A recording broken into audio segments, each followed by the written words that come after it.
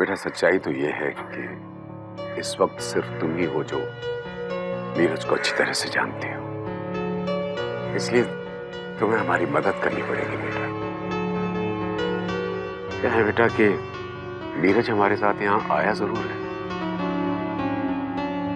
लेकिन वो परिवार के साथ घुल मिल नहीं पा रहा है और मैं कल से देख रहा हूं कि वो थोड़ा डिस्टर्ब लग रहा है बेटा। दादाजी ये बात तो मैंने भी महसूस की है, लेकिन क्या है ना अभी नीरज इस घर के लोगों से भी अनजान है और उसके लिए ये जगह भी तो नहीं है, शायद इसलिए वो। समझ सकता हूं मैं, लेकिन बेटा मुझे लगता है कि कुछ समस्याएं हमारी तरफ से भी हो रही हैं। असलियत में हमें ये समझ में ही नहीं आ रहा है कि नीरज को क्या पसंद है, क्या पसंद नहीं है, क्या करने से उसे खुशी मिलती है। हमें समझ में नहीं आ रहा कि हम उसे किस तरह से खुश रखें। हमें तो ये भी डर लगता है कि कहीं हम उससे कोई बात कह दें तो उसका कोई बुरा ना मान जाए, उसे कोई चोट ना पहुंचे। क्या है कि इस घर के सारे लोग अपने अपने तरीके से उसे खुश करने में, उसे प्यार करने में लगे हुए हैं और मेरी समझ में उसे ये पसंद नहीं आ रहा है। वो तो जो मेरा दूसरा बेटा है ना, उसका परिवार यहाँ पर नहीं है, किनिया में, नहीं तो और भी हंगामा मच रहा होता। इन शॉर्ट बेटा, हम ये चाहते हैं कि नीरज इस परिवार के साथ खुश रहे, उससे अलग नहीं बल्कि इसका एक हिस्सा बनकर रहे। और मैं जानता हूं और मुझे पूरा विश्वास है बच्चे कि तुम ये काम कर सकती हो। देखो बच्चे, अगर तुमने नीरज को इस परिवार से मिला दिया ना,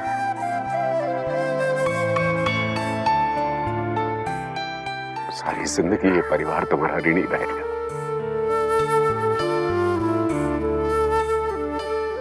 अच्छा चलो छोड़ो इन बातों को, अंदर चलते हैं, देखते हैं लोग उठे कि नहीं। मैं बुढ़ा तो सुबह सुबह ही उठ जाता। आ बेटा।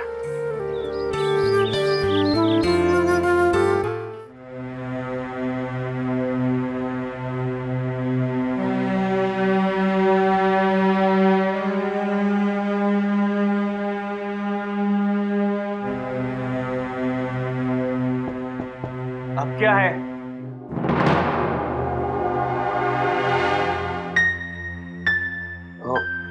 दादाजी आप? आई एम सॉरी, मुझे लगा कि लगता है तुम्हारे आते ही घर वालों ने तुम्हें परेशान करना शुरू कर दिया। हाँ? नहीं, ऐसी कोई बात नहीं है। बेटा मैं भी तुम्हें थोड़ा सा परेशान करने आया हूं। तुम्हें अपनी दादी से मिलने हमारे रूम में चलना होगा। अरे इसमें परेशानी वाली कौन सी बात है? इनफैक्ट मैं खुद आपसे पूछने वाला था कि आपने मुझे बाकी सब लोगों से मिला दिया, लेकिन दादी जी कहीं नहीं दिखी। वो क्या है बेटा कि जब से तुम्हारी खबर सुनी ना, तुम्हारी वापसी के लिए व्रत लेकर भगवान के सामने बैठ गई। भगवान ने उसकी सुन भी ली, तुम आ गए, लेकिन वो बीमार पड़ गई। अब इस उम्र में व्रत वगैरह करेगी तो और क्या होगा। चलो बेटा अपनी दादी से मिल।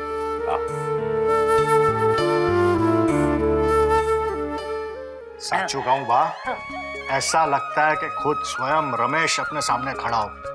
बिल्कुल उसी की तरह दिखता है, वैसे ही बोलता है और चलता भी उसी की तरह। हाँ बा, मैं भी देखकर हैरान रह गई, बिल्कुल अपने पापा पर गया है। अरे तुम लोग उसे यहाँ क्यों नहीं लेकर आए? तुम लोगों की बातें सुनकर तो दिल करता है कि मैं उसे अभी मिलूं। अरे बा, आप उसे देखिएगा, बहुत हैंडसम है हमारा नीरज भाई। होगा क्यों नहीं। अरे अरे अरे बा उठो मत, वो जरा फ्रेश होने गया है, बापूजी उससे लाते ही होंगे। मैं इतनी देर लेटे नहीं रह सकती, मुझे तो अपने पोते से मिलना है। वाह, डॉक्टर ने आपको उठने से मना किया है ना, आप कैसे जा सकती हैं? अरे डॉक्टर तो कहेंगी, वो उनका काम है। मैं अपने पोते को मिलने ही जाऊंगी। मैं यहाँ पड़े पड़े इंतजार नहीं करूंगी। संभल मैं अपने पोते से मिलने जरूर।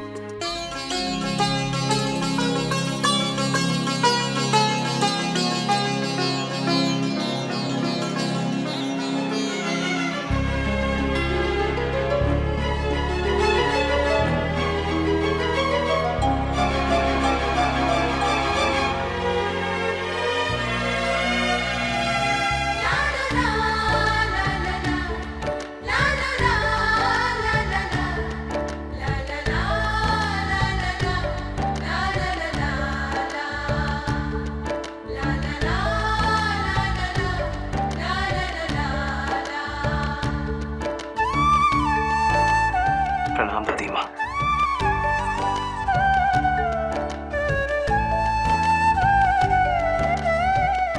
हाँ बेटा,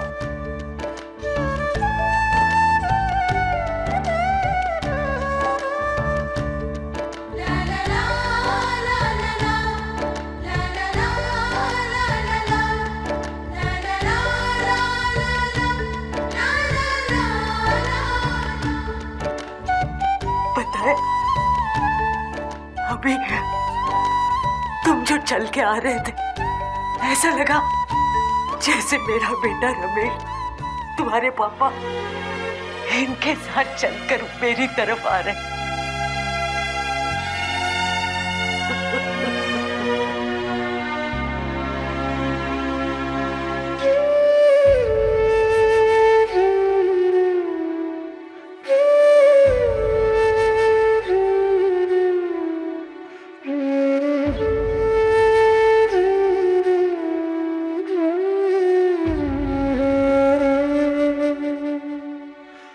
कहा था बेटा इतने दिनों से, कहा था। पता है मैं अपने बेटे रमेश के लिए बहुत रोई थी, बहुत।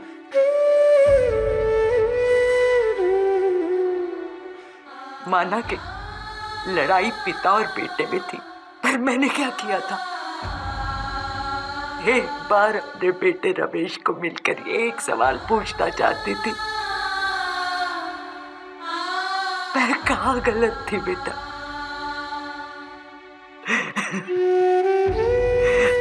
मैं तो सिर्फ माँ थी। क्या वो कभी भी मुझसे मिलने नहीं आ सकता था? पिता और बेटे के विचारों की लड़ाई में पिस तो माँ ही गई ना बेटा।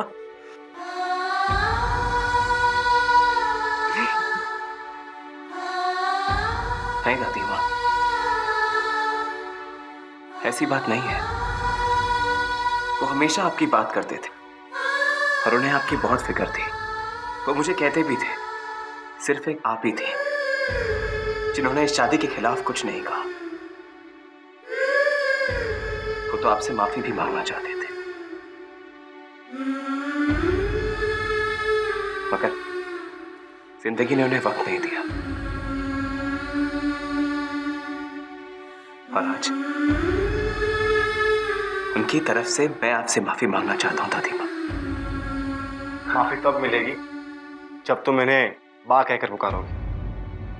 दादी माँ ग्वालियर में कहते होंगे, यहाँ पर हम सब इन्हें बा कहते हैं। बा, मेरे मम्मी पापा और मुझे माफ कर दो। नहीं बेटा,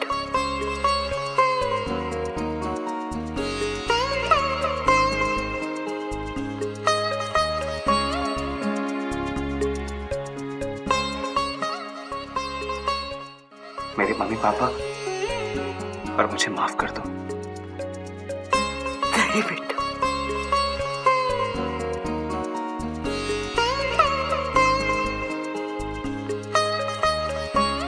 माँ भी कहता है और माफी भी मांगता है। हाँ, माफी तो मुझे मांगनी चाहिए थी मेरे बेटे रमेश से, तुम्हारी माँ से, तुमसे। उस दिन बाप और बेटे में घमासान लड़ाई हुई थी। मगर मैं कुछ नहीं कह पाई, कुछ नहीं कह पाई। अरे माँ, अब माफी मांगती रहोगी या इसे कुछ खिलाओगी भी? नीरज, तुम्हें पता है बा ने जब व्रत रखा था ना, तो खुद अपने हाथों से फाफड़ा और लड्डू बनाए थे। इनका विश्वास था कृष्ण भगवान पर के इनका बेटा जरूर वापस आएगा और फिर ये अपने हाथों से उसे खिलाएंगे। और देखो, इनका विश्वास संपूर्ण हुआ। तुम स्वयं सामने खड़े हो।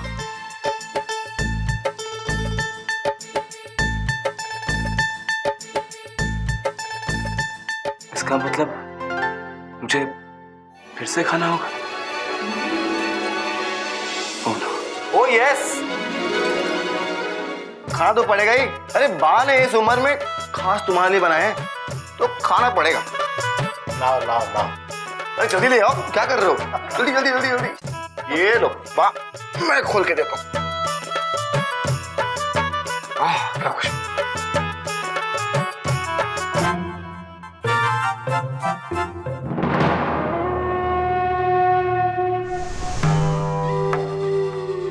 घर में नया सेंटर ऑफ अट्रैक्शन आया है। सारे घर वाले अब इसकी खातिरदारी करेंगे। अब घर में ये जो चाहे वही होगा। और अगर अब मैं जो चाहूं वो करना है तो इसकी मर्जी तो संभालनी पड़ेगी।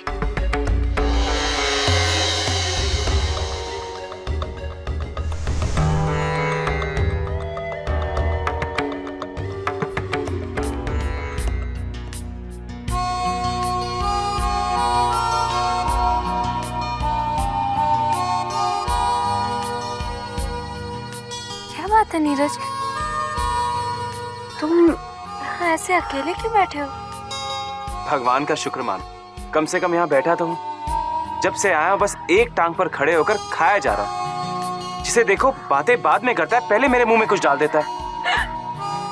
तुम्हें हंसी आ रही है और मुझे तो समझ में नहीं आ रहा है कि ये लोग सिर्फ खाने की बातें क्यों करते रहते हैं।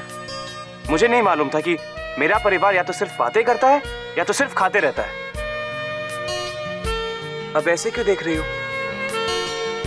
यही देख रही हूँ कि जो इंसान खुद ऐसा ही था वो अपनों को ही मजाक मस्ती करते देख परेशान हो रहा है। नीरज, तुम भूल गए तुम ग्वालियर में कितनी मस्ती कितना मजाक किया करते थे।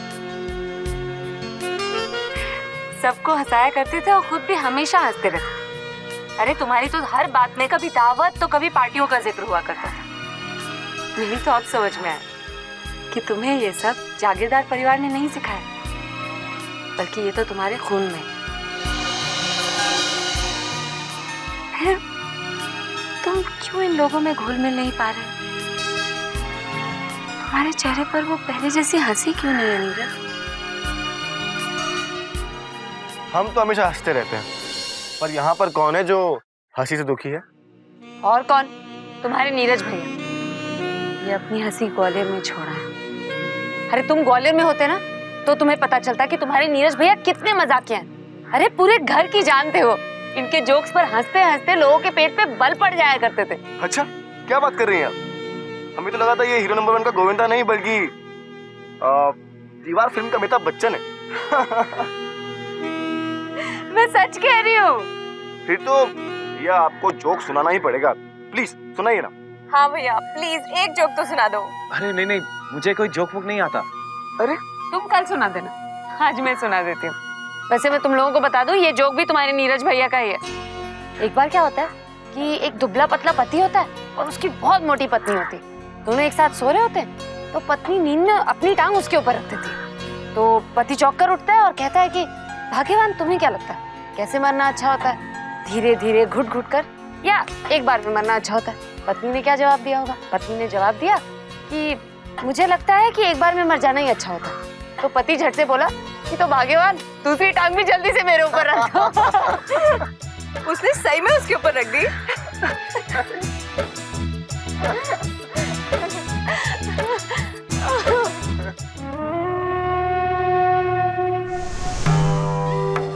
बड़ी हंसी ठिठोली की बातें हो रही हैं। लगता है नीरज का रिमोट इस लड़की के हाथ में। बटन दबाओ तो बोलता है, बटन दबाओ तो हंसता है।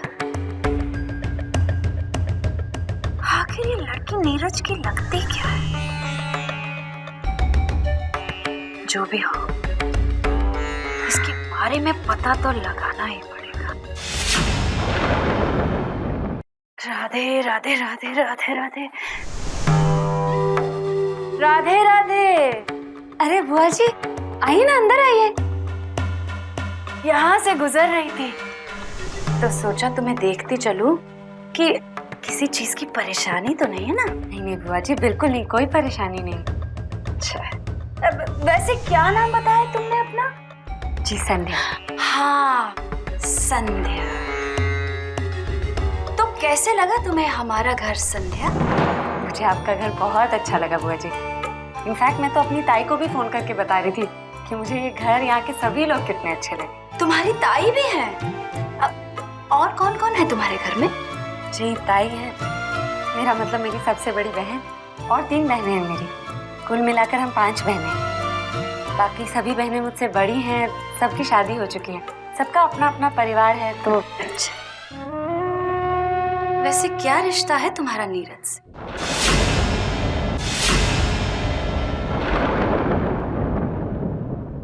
मेरा मतलब है कि नीरज को तुम कैसे जानती हो? अरे परेशान होने की जरूरत नहीं है, नहीं बताना चाहती हो तो ठीक है। मैं बताता हूं आपको।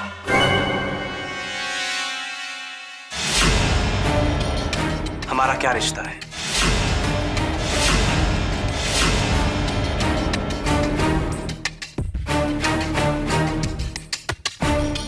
बुआ जी, संध्या मेरी सबसे अच्छी दोस्त है और मैं भी उसका सबसे अच्छा दोस्त हूं, और यही रिश्ता है हमारे बीच।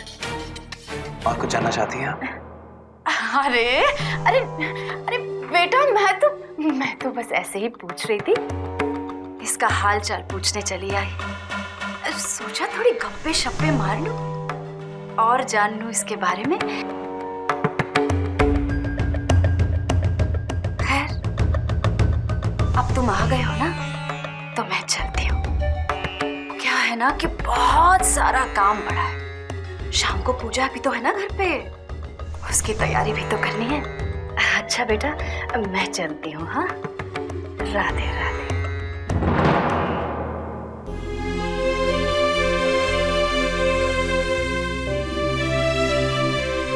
देखा, ऐसे हैं ये लोग, कभी खिलाने आ जाते हैं तो कभी दिमाग खाने के लिए। और क्या फालतू सवाल है ये? क्या मतलब है इस सवाल का? और तुम कहती हो कि इन लोगों के साथ घुल मिल कर रहो। कैसे रह सकता हूं मैं इन लोगों के साथ? नीरज, तुम क्यों छोटी छोटी बातों पर हाइपर हो जाते? देखो, बुआ जी के मन में एक सवाल आया, उन्होंने मुझसे पूछा, मैंने जवाब दे दिया, बात खत्म। इसमें इतना गुस्सा होने वाली बात क्या है? और देखो, उन्होंने मुझसे क्या पूछा? सिर्फ तुम्हारे और मेरे रिश्ते के बारे में ना। उनकी जगह कोई भी होता तो यही सवाल करता, क्योंकि जिस तरह से मैं तुम्हारे साथ इस घर में आई हूँ, किसी के भी मन में ये सवाल उठेगा ना, उसमें गलत क्या है नीरज? संध्या, तुम्हें तो कभी कुछ भी गलत नहीं लगता। तुम अच्छी हो तो तुम्हें लगता है सब अच्छे हैं, पर ऐसा है नहीं। नीरज सुनो, अरे ये तो बताओ यहाँ आए क्यों थे?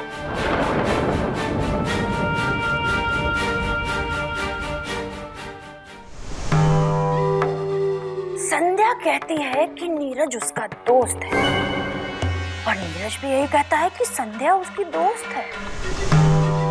पर मैंने तो एक पिक्चर में सुना था कि एक लड़का और लड़की तो दोस्त हो ही नहीं सकते, और वो पिक्चर तो एकदम सुपर हिट हुई थी, तो गलत तो हो ही नहीं सकती।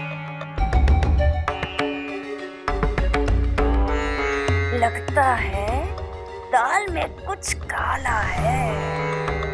ये दोस्ती से भी बढ़कर है। अब इन दोस्तों की दोस्ती का असली रंग क्या है, इसका पता तो मुझे लगाना ही पड़ेगा।